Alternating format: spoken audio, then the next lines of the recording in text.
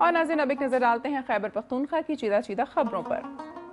سابق سینیٹر اور مسلم لیگ نون کے مرکزی رہنما سرانجام خان زمیندار نے کہا ہے کہ نواز شریف کی جمہوری حکومت کو ملک میں شریعت کے نفاذ اور مسئلہ کشمیر کے حل کی سزا کے طور پر شب خون مارا گیا۔ مسلم لیگ نون اقتدار میں آ کر پرویز مشرف کے خلاف آرٹیکل 6 کے تحت مقدمہ چلائے گی اور ملک میں شریعت نافذ کرے گی۔ وہ اپنی اقامت گاہ پر یوم تشدید عہد کے حوالے سے منعقدہ اجلاس سے خطاب کر رہے تھے، جس کی صدارت بابائے قوم حضرت قائد اعظم محمد علی جناح کے دستِ راست اور سابقہ ضلعی صدر حاجی نور الحدین کاکا نے کی۔ سرانجام خان نے کہا کہ مسلم لیگ پاکستان کی خالق جماعت ہے، جبکہ ذوالفقار علی بھٹو اور میاں نواز شریف نے ملک کو مضبوط کیا ہے۔ سرانجام خان کا کہنا تھا کہ نواز شریف کی بہتر پالیسیوں کے باعث بھارتی وزیر اعظم واجپئی بذریعہ بس لاہور آئے اور دونوں لیڈر مسئلہ کشمیر کے حل پر بھی متفق ہو کر اس کا باضابطہ اعلان کرنے والے تھے کہ ہماری حکومت ختم کر دی گئی۔ مسلم لیگ کے مرکزی رہنما نے کہا کہ سابق صدر مشرف کو سلامی دے کر ملک سے رخصت کر دیا گیا ہے، لیکن مسلم لیگ نون اقتدار میں آ کر اسے وطن واپس لا کر اس کے خلاف ملک کے آئین توڑنے کی دفعات کے تحت مقدمہ چلائے گی۔ صبح خیبر پختونخوا سے موصول ہونے والی رپورٹس اور خبریں آپ نے ملاحظہ کی۔ اب آپ کو لیے چلیں گے 5 دریاؤں کی سرزمین پنجاب کی جانب، نظر ڈالتے ہیں پنجاب سے موصول ہونے والی رپورٹس پر۔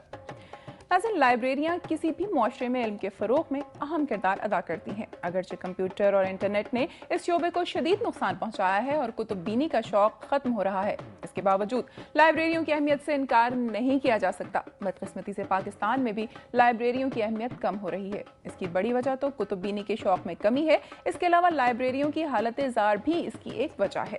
تانلیاں والا 1947 سے قائم میونسپل لائبریری انتظامیہ کی عدم توجہ سے بھوت بنگلے کا منظر پیش کرنے لگی ہے۔ آئیے مزید جانتے ہیں۔ تانلی والا میں 1957 سے قائم میونسپل لائبریری انتظامیہ کی عدم توجہ کے باعث بھوت بنگلے کا منظر پیش کرنے لگی۔ کبھی اس لائبریری سے ہزاروں طالبہ اور شہری استفادہ حاصل کیا کرتے تھے اور کتابوں کے مطالبے سے علم کی پیاس بجھایا کرتے تھے۔ لائبریری میں موجود سیکنڈ ایئر کے طالب علم نے دنیا نیوز سے گفتگو کرتے ہوئے کہا کہ اگر لائبریری کو باقاعدگی سے کھولا جائے تو علاقے کے ہزاروں طالب علم اس سے مستفید ہو سکتے ہیں۔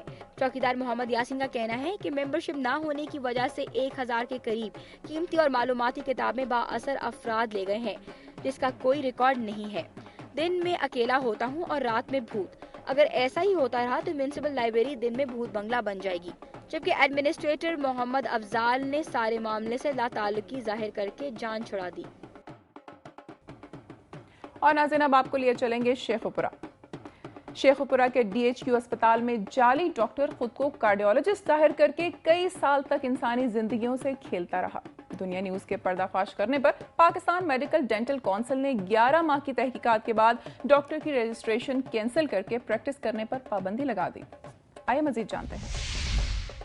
نعیم شہباز صدیقی لندن سے جعلی ڈگریاں لے کر ڈی ایچ کیو ہسپتال میں میڈیکل آفیسر کی سیٹ پر تعینات ہوا اور اسی دوران اس نے کارڈیولوجسٹ کی جعلی ڈگری لندن سے حاصل کر لی اور سیکرٹری ہیلتھ پنجاب نے ایم ایس ڈاکٹر مسعود انور کی سفارش پر ڈاکٹر نعمان صدیقی کے آرڈرز بطور کارڈیولوجسٹ ڈی ایچ کیو ہسپتال شیخو پورہ کر دیے۔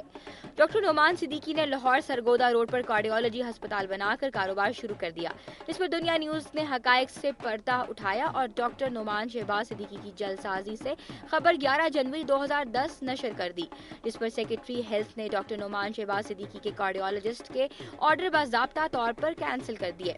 لیکن ڈی ایچ کیو ہسپتال کے ایم ایس ڈاکٹر مسعود انور نے ڈاکٹر سے ملی بھگت کر کے اسے ٹراما سینٹر میں غیر قانونی طور پر کارڈیولوجی وارڈ CCU تیار کر کے اسے پھر سے وہاں پر کارڈیولوجسٹ کے طور پر تعینات کر دیا، جہاں اس نے پھر انسانی زندگیوں سے کھیلنا شروع کر دیا۔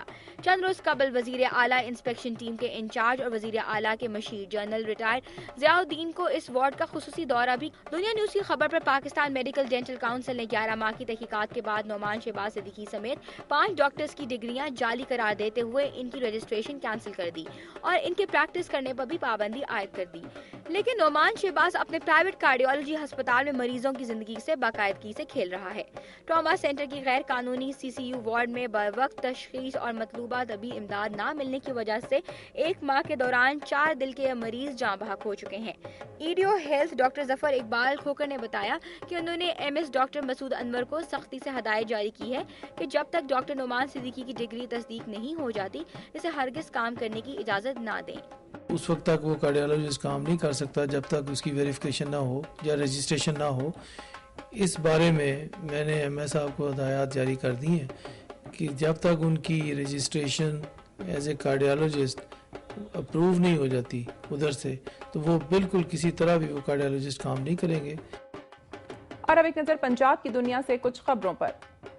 پھول نگر میں بھکاری عورت پر جھوٹا مقدمہ درج کر کے جیل بھیج دیا گیا. تھانہ سٹی پھول نگر پولیس کے شہید جوانوں نے گینگ ریپ کا شکار بھکاری لڑکی کی طرف سے جگہ کی نشاندہی کروانے کے لیے پولیس کو ساتھ لے کر جانے پر 6 من چرس برآمد کر لی.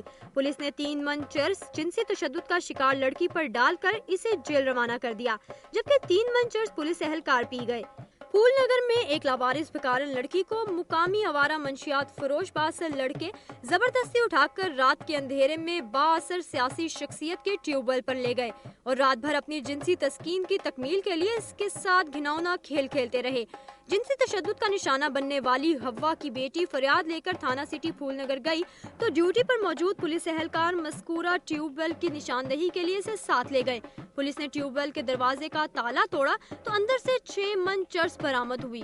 بازر ملزمان نے پولیس پارٹی سے ساز باز کر کے برآمد شدہ 6 من چرس میں سے 3 من چرس زیادتی کا شکار لڑکی پر ڈال کر اسے جیل بھجوا دیا، جبکہ بااثر ملزمان آزاد گھومتے پھر رہے ہیں.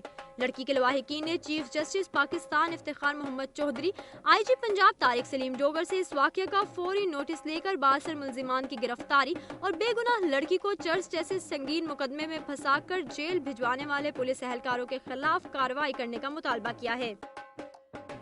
حکومت پاکستان کے ساتھ ساتھ لیا کے سیلاب سے متاثرہ علاقوں کے کاشتکاروں میں فصل ربی کی کاشت کے لیے گندم کے بیج اور کھاد کی مفت فراہمی کا سلسلہ جاری ہے.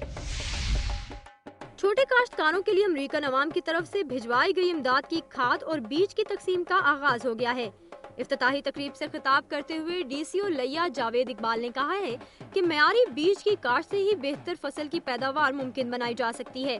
ڈی سی او لیا نے کہا کہ تمام تر انتظامی کاوشوں کے باوجود وطن کارڈ غیر مستحقین کو جاری ہوئے، جس پر انہیں افسوس ہے، کیونکہ امداد کے حصول کے لیے نادرا سینٹر رجوع کرنے والے متاثرین نہ صرف صاحب حیثیت تھے بلکہ بوسکی کی قمیض اور سونے کی چین پہن کر نئے موٹر سائیکلوں پر سوار ہو کر امداد کے لیے آتے رہے. بیٹ و ساوا شمالی، شادو خان اور بصیرہ کے 9000 سے زائد کاشتکاروں کو مفت کھاد اور بیج کے علاوہ مختلف سبزیات کے ہائیبرڈ بیج فراہم کیے جا رہے ہیں.